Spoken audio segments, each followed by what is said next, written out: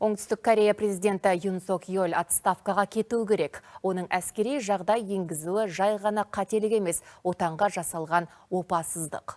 Бүгін Сеулдың біраз аймағында осы ұрандармен шерулер өтті. Президент әкімшілігіндегі мемлекет басшысының көмекшілері отставкаға кетті. Елдегі жағдай туралы тілшіміз Владислав Цойдың бейне материалы.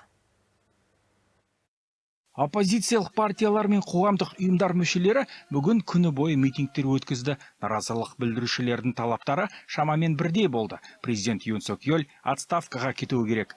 Бас оппозициялық Тобуро партиясы мемлекет басшысының кеше әскери жағдай енгізуін бүлік деп санайды. Олар елдің қорғаныс министріне де осындай айып тағып отыр. Өйткені ол президентті қолдап Сеул көшелеріне әскер шығарған.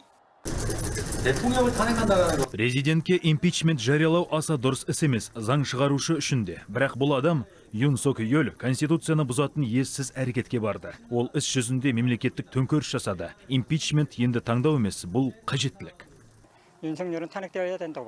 Юн Сок Йольге импичментті кешақ жариялау керек еді. Бұл үшін ең қолайлы мүмкіндік болды. Юн мүмкіндігінше тезірек отставкаға кетуі керек. Егер импичмент қазір басталмаса, халық алаңдаулы күйде өмір сүруді жалғастырады. Сондықтан ұлттық ассамблея партиялық айырмашылықтарға қарамастан осы сәттен бастап бірігіп импичментке дайындалу керек.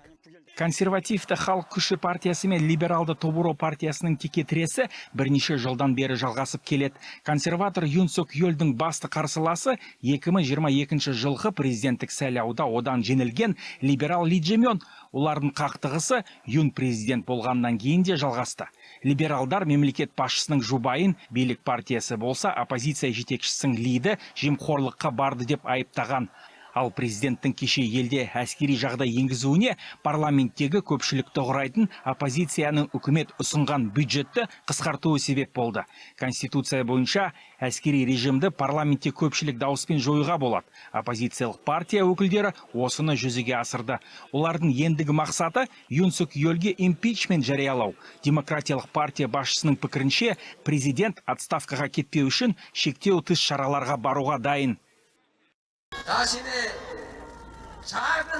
Юн кішкентай пайда үшін үлкен зиян келтіруден тартынбайды. Оның адамдардың өмірін қатерге тігіп, солтүстік Кореяны араңдатып, әскери демаркациялық сызықтың маңында хаос тудырып, ақыр соңында қарулы қақтығысқа әкелу ықтималдығы жоғары.